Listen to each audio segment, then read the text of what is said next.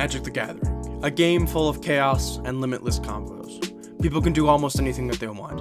And in 2018, the Magic the Gathering Arena was. This was a game that limited the combos and made it a little more balanced. However, many new combos were found and were brought into the game this way. In response, the people at Magic started to ban specific cards for Arena to make it a little more balanced. This created a meta and made it very competitive to see which deck rises to the top and stays at the top. Many decks cycled through very quickly, and not many decks from the original period still exist. This series is to find out what types of decks it might become the best of the decks, and to test these decks and how capable they actually are. It's also to test what the community says on how the deck actually performed. For example, if a deck is taken to many tournaments online and won quite a bit, and the community reflects positively on the deck, it's believable. However, if there is a deck that has really never went to any tournaments and really has never performed well, and the community reflects the same way positively on the deck, it becomes less believable.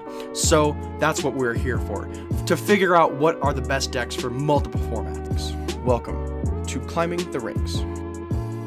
So, according to YouTube, only 5.9% of you are subscribed, so please consider subscribing. You don't have to, but it would really help me to reach my goal by 1,000 subscribers by the end of this year. Welcome back to yet another episode of Climbing the Ranks, where today we're bringing a recently added card to Arena, and our commander is Alaundo this year. This is a green-blue kind of deck, and let's just get right into it. So, you tap it, draw a card, and then exile a card from your hand, and put a number of time counters on it equal to its mana value. It gains when the last time counter is removed from this card.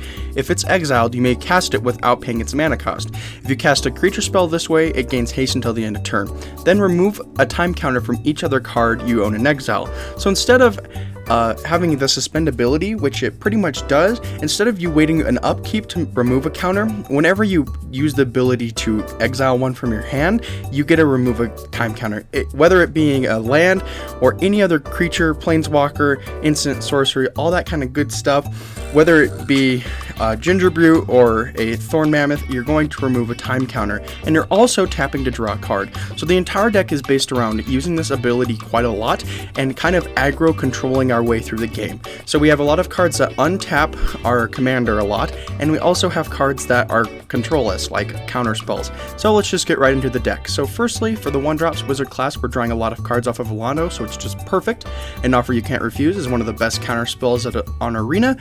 Annul for countering, Ascendant Spirit for beefing, Spell Pierce for countering, Wash Away for being one of the best commander counter spells, Allosaurus Shepherd so they can't counter our green spells and it can't be countered, Llanowar Elves is a nice mana ramp, and yes, I do have an elf package in here and I'll explain why later. Ornamental Courage is making things get untapped, so our commander, Pellet Collector is an elf and a really good aggro card, Snakeskin Veil is protection, Stony Strength is untapping, Sudden Spinnerets is untapping, Tamiyo Safekeeping is protection, Veil of Summer is basically saying no to any blue or black decks that our opponents have, and Ginger Brute for haste and just aggro. Essence Scatter for countering, Negate for countering, Ominous Seas, we're drawing a lot of cards, we can make a lot of 8/8 Krakens, Boon of Boseiju, this is an untap, Druid of the Cowl for ramp, Dwin's Elite, it's a swarm, Elvish Visionary for draw, Elvish Warmaster for being a really good elf, Fauna Shaman for digging through our deck, Galagreeters for doing a lot of things, Elysian Caryatid for mana ramp, Incubation Druid for mana ramp, Paradise Druid for mana ramp, Sky Shroud Lookout for seeking elves, Wildborn Preserver is a really good aggro card, Elvish Clan Color to boost all of our elves, Merrily Pixie for mana ramp, and then the Trio of Awesomeness plus Ornithopter of Paradise. Onto our 3-drops. Clever Conjurer, this allows us to untap a commander, as the same with Kelpie Guide by just tapping it, Cultivate for mana ramp, Elvish Rejuvenator for ramp, Fierce Empath for searching for the big boys over here. We have Imperious Imperfect, this is a elf boost and we can also create things with it. Merwin the Nurturer is a mana ramp, Elvish Archdruid is a anthem, and also you can add a lot of mana off of this. Same with Circle of Dream Druids, Gyre Engineer is mana ramp, Kefnins and Baroness Monument for mana ramp. We have a lot of mana ramp in here because our commander is kind of it's a larger drop, it's not huge, but we want a lot of mana so we can cast a lot of spells really quickly. Spark Double for creating 2 copies of Alaundo, Rewind for being a really good counterspell, Seraph of the Viper's Fang. This allows us to have everything that have Death Touch if they're tapped, so even if we attack, it makes them have Death Touch, and then untapped have Hexproof, so it's really, really nice. We have Ulvenveld Oddity, giving everything +1/+1 trample and haste when it transforms is really cool, and it also has trample and haste itself. Bull Guide to Monsters, instead of just casting 1 copy, we get 2 copies from exile with this card, and it's really cool. Quandra Cultivator is ramp. Onto the 5-drops, we have a Shy Soul of the Wild as a big beefy thing, and Tamio because Tamio is quite control-y. Onto the 6 and up, Kogla, Thorn Mammoth for fighting, same as Kogla, and Koglas are big enchantment destruction in the deck. Nyxbloom Ancient for making everything of our mana ramps ridiculous. Coma Cosmos Serpent, it's Coma. And then Crater of Behemoth, because we have a lot of elves and a lot of creatures that we're swarming with, so it's just perfect in here. And Ulamog, the Ceaseless Hunger. I don't really have to explain this card. The lands, 12 islands, 13 forests, Bark Channel, Breeding Pool, Dreamroot Cascade, Temple of Mystery, Thornwood Falls, Wine Glimmer Snarl, Command Tower, Evolving Wilds, Fabled Passage, Reliquary Tower, and Terramorphic Expanse. The whole kind of thing. The reason why I run elves in here is because we want to have a lot of creatures on board so we can have Alaundo keep activating its ability without taking a bunch of damage next turn, because if we take a lot of damage, we go down a lot, and Alaundo takes a while to set up, but once it does, it gets really, really crazy quickly. Let's get right into the game. Turn 1, our hand is looking bad. We need to mulligan that. This looks a lot better. We have a Fabled Passage, and we also have a Pel Collector for turn 1, so we can start getting triggers off of that. We also have a Gingerbrute in our hand, so we're probably going to cast this turn, which we are. We're going to swing in for 2 damage, and we're going to pass back to him. He's running Vargoth with rats. Interesting. We're going to do Kefnit's Monument right here. We're going to swing in with both to try and bait out the rat colony trigger. He's going to swing in with a 3/1. That's perfectly fine. We're going to activate Fabled Passage here. We're going to dig for, I think we're going to dig for Forest here, because we have a lot of cards that have multicolored green and not many that have multicolored blue. And besides, we already have another blue card in our hand anyways. Next turn we have a nice snow-covered island, and he's playing Ayara, sorry. And let's see, we're going to do a Elvish Rejuvenator. No, we're going to do Spark Double instead. We're going to permanently tap the rat colony. We're going to do Alaundo, so we have 2 Alaundos now. For turn 2, we're going to exile the Elvish Rejuvenator. We're going to cast Druid of the Cow. We're going to permanently tap the same one because Kefnit's Monument doesn't tap, which is kind of sad. He's going to have all of them are going to be 5/1, so he's going to swing them probably with 10 or not with anything. That's interesting. We're gonna do Alaundo again. Let's see what we can get. We draw a Coma. Perfect. We can use Coma. We're gonna do Alaundo again. We're just gonna exile a land because we don't really need it, because Coma is just better. We're gonna permanently tap the rat colony again, and now we have more of a board state. He's probably going to have some struggles dealing with a lot of 3/3s that are coming out there, even though he has 5/1s, but having this kind of board state is kind of crazy. Grim Tutor is going to trigger. It's kind of funny that his entire deck's tutors, and he hasn't got his commander out yet, which is interesting still in rats. It's kind of weird. We're going to definitely block one of them, and we're going to see what else he's going to do. I'm going to block the other one with a Gingerbrute too, because it's not going to go through because they don't have trample, thank goodness. And since he's not running the Marrow-Gnawer, I believe is the card that allows them to all have, Fear, I believe is what it is. It's pretty good. And let's see, we're going to just exile the Cultivate because we don't need it. We're going to be able to play the Elvish Rejuvenator for free. We're going to permanently tap one of the 3/1 rat colonies. And let's see, we're going to hopefully get a land off of this. We get 1. That's kind of funny. We're going to play Nyxbloom Ancient here. We're going to permanently tap the other rat colony. Now, Pellet Collector is going to trigger again. I think we could have activated Alaundo again, but yeah, I think we're going to do it anyways. It just exiles offer we can't refuse. And we're going to get Imperious Perfect for free. We're just going to permanently tap the rat colony again because Kefnit's Monument, like I said earlier, does not tap another card. Let's see if he's going to do anything. Ayara, that's perfectly fine. He gets to draw a card because it's not going to untap next turn anyways. He has 3. He has to deal with a 6/6, a 3/3, and Bantu's Last Reckoning will do it. We're going to sacrifice one of the rats. Well, not rats. We're going to sacrifice one of the serpents to make our Coma indestructible. And now he doesn't have a board state. Well, he has a Vargoth, but he's going to be a turn slower because none of his lands untap, and Vargoth won't be able to trigger. We're going to swing him with a 6/6. Let's see if he's going to block it, which he will, which I baited him in doing because we can just give it indestructible so we won't have to worry about it. And now next turn he can't cast any spells or have any sort of board state. He's probably just going to pass back to me because there's no use in doing nothing. We're going to do Sky Shroud Lookout. We're going to get an elf. We get a Fierce Empath. Perfect. We're going to use it. Let's see what we're going to get. I think we're going to get Kogla because Kogla is pretty nice. We're going to do Terramorphic Expanse. It doesn't really matter. We're going to grab a little island, a land, and we're going to do Alaundo again. We're going to cast, well, we can't cast Offer You Can't Refuse because there's no counter spells. And we're going to pass it back to him.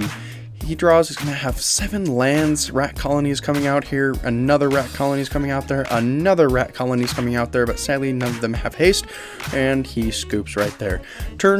Game 2, not turn 2. We've already passed that. Right, it's looking really nice. We have a Temple of Mystery, and we're going to keep that on top. Nah, I'd rather have something else than Coma than the Wizard class, because Coma is a lot better. Next turn, we're going to do Allosaurus Shepherd and then Paradise Druid so we can have a nice mana ramp into Alaundo. Spitflame, he's just going to kill the Allosaurus Shepherd. That's perfectly normal, especially in a blue-red kind of deck with also green, so it's not mainly just blue-red. Here comes Elvish Arc Druid, and we're also going to do Elvish Clan Caller. We're going to swing with a 3/5 instead of activating Alaundo's ability, and he scoops right there as well. We have a nice starting hand, not starting land. We have already enough of that. Let's see, Elvish Clan Caller is going to come out here. He's going to kill it because he's playing blue-black, and he does with Heartless Act. We're going against another new commander that came out in the set, Tasha, Unholy Mage, so it's going to be a little scary to see what we're going to go against. Stern Dismissal's our Giant Engineer. That kind of sucks. Here comes Tasha. That card's pretty good because it protects itself. Well, kind of. It just gives them -1/-1 counters if they attack you or Tasha. So not any Planeswalker. Callous Dismissal again. That kind of sucks as well. He does the Tasha again. We're going to recast. We're going to cast a Shaya actually, and we're hopefully going to be able to start getting in damage unless he kills a Shaya. He does the super ability, so he gets a Spark Double, which is only going to be able to target the 1/1, a Fauna Shaman, and a Wildborn Preserver from our deck, because that's what that entire Tasha Unholy Archmage deck does. And he passes back to us. We're going to use a Temple of Mystery. We're going to put the Creative Behemoth at the bottom because we don't need that right now. Elvish Visionary is coming out there. We're going to draw a card. We're going to do Ronus's Monument. And let's see, we're going to have cheaper cards, but we don't have many things that we can do. He has a lot of mana open. That's what I kind of expected. Sublime Epiphany, and he's going to counter it. He's going to draw a card, and he doesn't copy target permanent. Oh wait, yes he does with Wildborn Preserver. That makes sense. Let's see if he's going to do anything else. Temple of Deceit comes out there, gets a scry like we did last turn, and I'm guessing Tasha's coming back out here. Yep. And let's see if he's going to be doing anything else.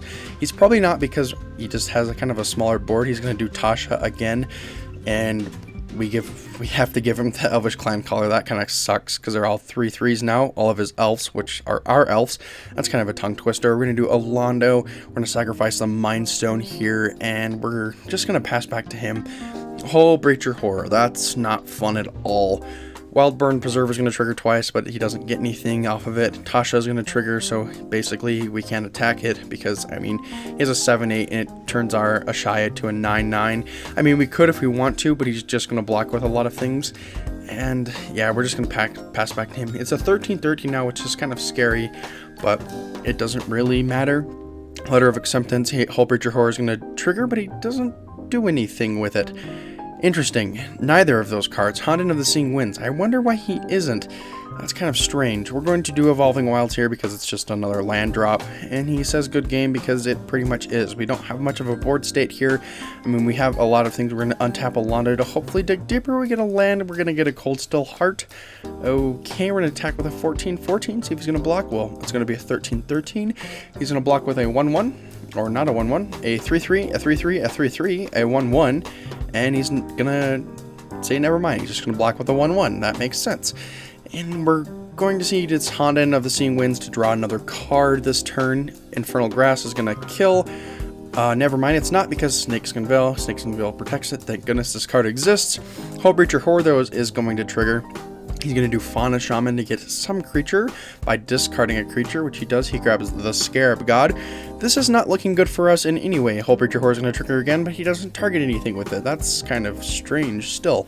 He makes Wildborn Preserver go up to a 4/4, and he also has a 3/3 because of Elvish Clan Caller. He swings in with a 7/8.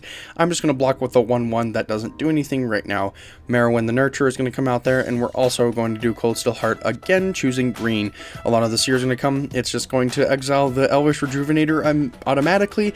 Hopefully we can get something else. I wish there was a board wipe in blue-green, but there is not.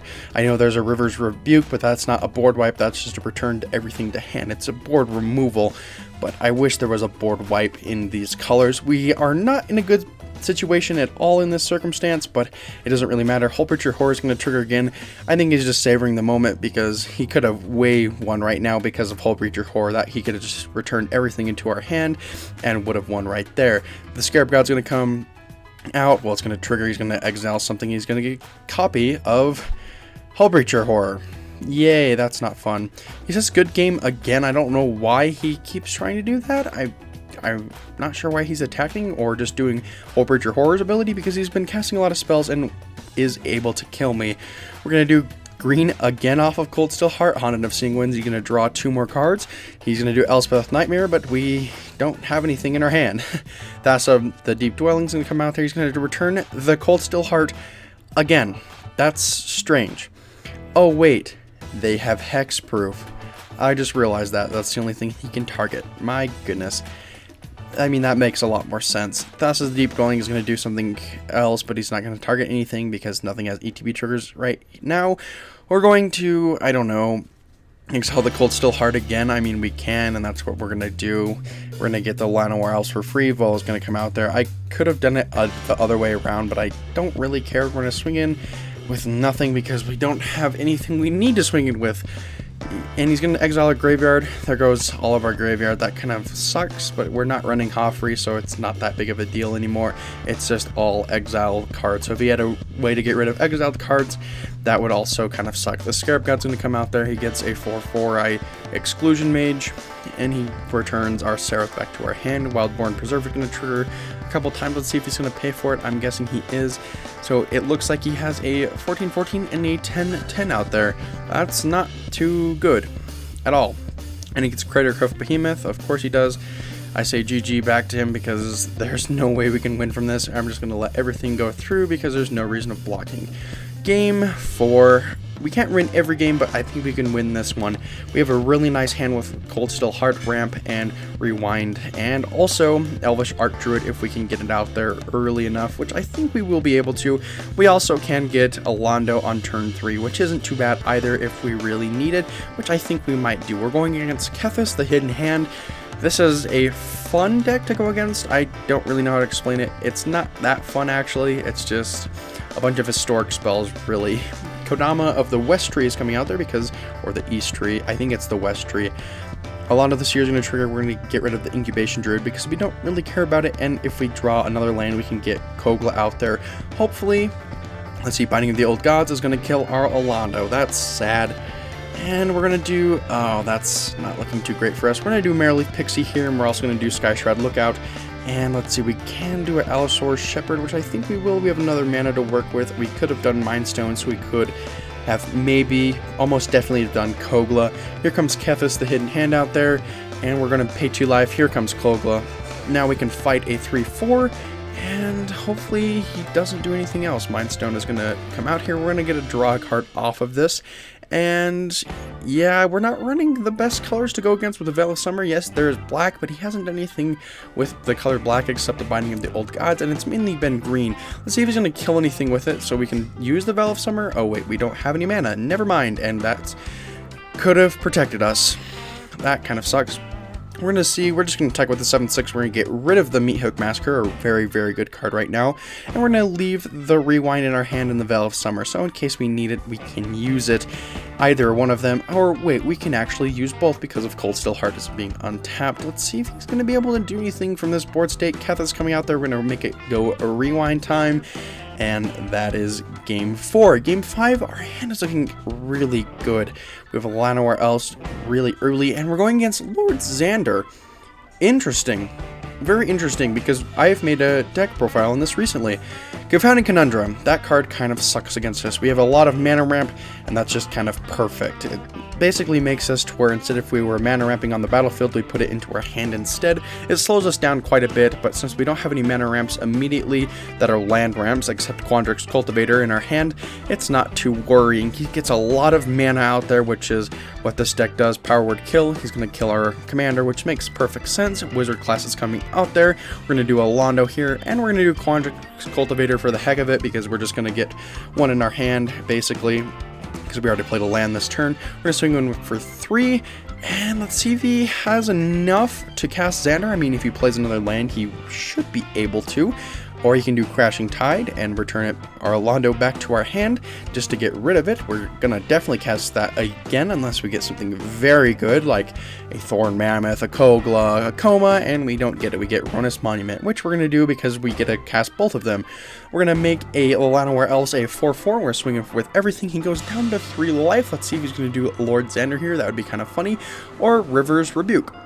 That works. Ronus Monuments can come out there. We're going to do Llanowar Elves. We're going to do Imperious Perfect. We're going to make the Llanowar Elves a 4/4 again because that was our only valid target. Here comes Lord Xander. I think either way we still have him with Sudden Spinnerets and just a few other cards in our hand. That should be game if we cast both our creature spells because they'll both be 4/4s, and that is it. So overall, this deck did really good.